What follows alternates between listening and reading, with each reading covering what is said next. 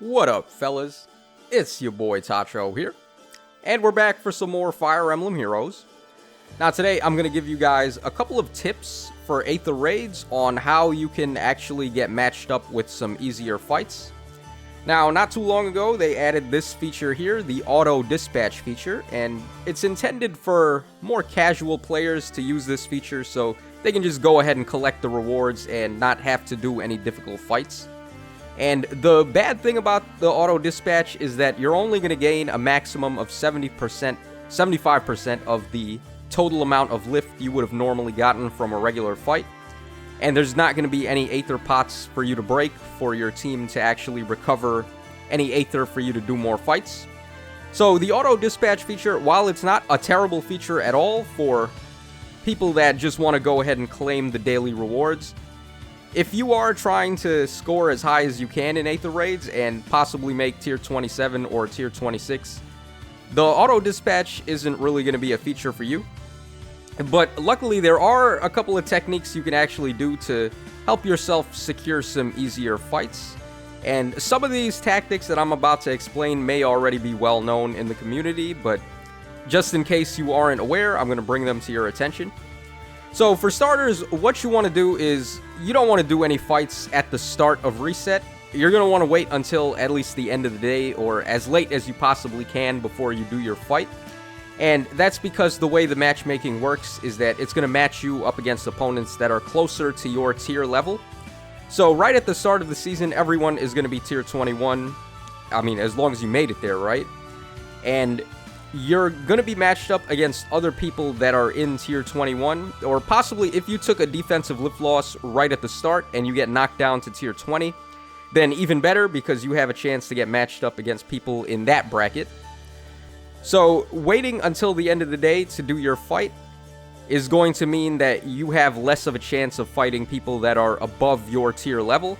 So, you're going to want to make sure you do that. Okay, so that's one tip that you can do. Alright, so here is another tip for how you can actually get some rematches that are going to be pretty easy.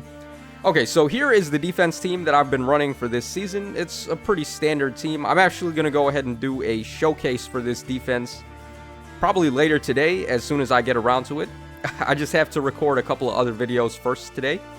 But here is my defense team for this round, and it's pretty solid. If we go ahead and take a quick look at my defenses, you'll notice that I have a whole bunch of wins, but then also a whole bunch of losses. I'm going to tell you guys right now, all of the wins are with the main defense team that I've been using, and all of the losses have been with this team here that I've set up as a burner team. So it's just Laszlo tea time, basically. And as soon as I get my defensive win with my main team right here, and I have the lift loss control active, I will immediately switch over to this team here and put up this Laszlo defense team, which is real easy for anyone to beat. And if they beat it, that means I'm going to be able to rematch them, and hopefully they're not too powerful, and I will be able to have an easy rematch there. So this is really good for rematching and getting easier fights. Now, another thing with all of these rematches is that you don't want to do them until the final day, because I'm currently in tier 24, not really that high, especially not for the final day.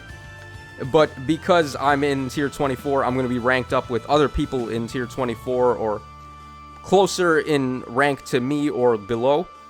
And had I been playing all my fights this entire time, I'd probably be in like tier 26 by now, and I'd be matched up against people that are also in tier 26. So that's not really going to be ideal if I'm trying to get the easiest possible fights that I can.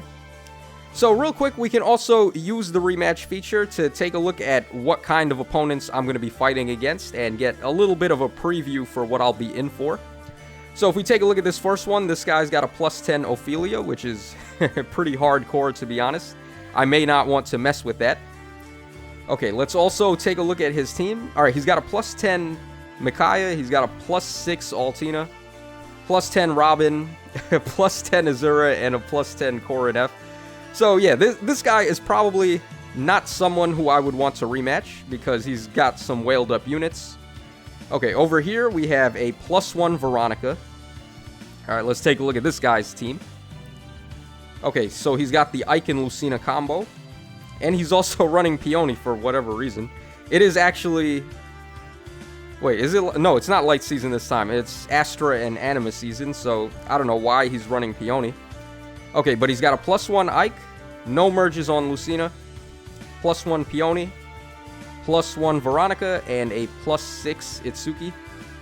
Okay, so this guy doesn't seem too tough, and he is also running Light Season units in Astra Season for some reason, so I feel like this shouldn't be too hard of a rematch, so let's go ahead and fight this guy, and let's see what happens. Alright, so he is in Tier 23 currently. He's actually ranked below me. Alright, so he's got Veronica, he's got Sigurd, Reinhardt, Dancing Alencia, Lilina, and a Corner Duma. Okay, this shouldn't be too difficult. I can instantly just smack his Sigurd with my Bolt Tower and get some quick damage there. Alright, let's see. How am I going to go about this? Okay, I can actually also inflict isolation on his Alencia because I have my Bride Fiorm ready. And then from there, I would just have to bait these three.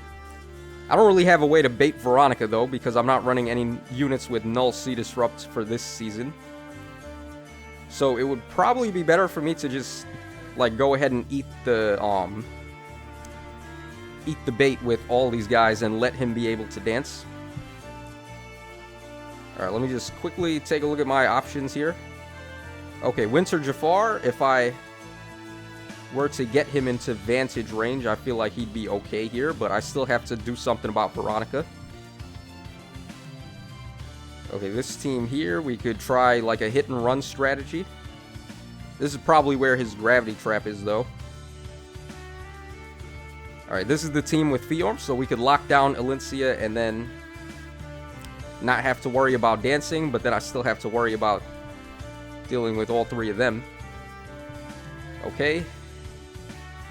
I have the Anna set up. This is like a Gale Force strategy team, but he's got a whole bunch of like stuff over there, so it would be a little tough for me to just Gale Force and finish off his threats. Alright, so we're probably not going to use that one. And then the Nagi team. Nagi would be fine if I could do something about Sigurd, but I'm going to have to do something about Reinhardt and Veronica. And Nagi would be able to take these two, but not Sigurd, so let's see here. Alright, I think I'm leaning towards the Jafar team, because all I would really have to do is finish Veronica, and then Sigurd's going to attack her, Jafar first, and then we're going to get into vantage range, and from there, we'll be fine against the rest of these guys. Okay, but Alencia does have Hardy Bearing, but she's not really all that powerful, so I don't really think we have too much to worry about from her. And then the Corner Duma is like whatever. Alright, so we're gonna go in with the Jafar team. And I'm just gonna have to get Jafar in Veronica's face. So I'm going to want Jafar to get smited onto that trap. I'm also gonna wait for my Bolt Tower. And all I'd really have to do here is just go for a double smite with Naga and Altina. So Naga's going to smite Jafar there. Altina's going to move over there and smite Jafar over here. And then I'll go ahead and attack Veronica. And I'm going to wait for my Bolt Tower so we can get some quick damage on Sigurd.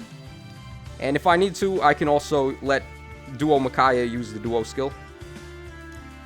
Alright, so let's just get our guys ready. I'm also going to send Robin over there so we can be a little bit closer to his Duma and I can break some of those structures right away. Alright, we're just going to give it one more turn here. And we're going to get our Bolt Tower to activate. And now we can go with the double smite tactics there. Alright, so I was right. His gravity trap was there. Surprise, surprise. Okay, so we're not able to get the one-shot on Veronica just yet, but if I go ahead and do this, we should be able to pull it off. Alright, so Duo Micaiah, just do your thing and make me completely busted for this turn. Alright, let's go ahead and get that one-shot, and we're going to inflict some debuffs. So now Sigurd is going to attack me. I'm going to get put in vantage range, and then I'll be able to vantage KO Lilina and Reinhardt. And Alencia only has 38 attack, and then she's gaining 5, so she'd be at 43, I believe. And I've got 41 defense, so she's not a problem. Alright, I guess let's go ahead and break that face statue.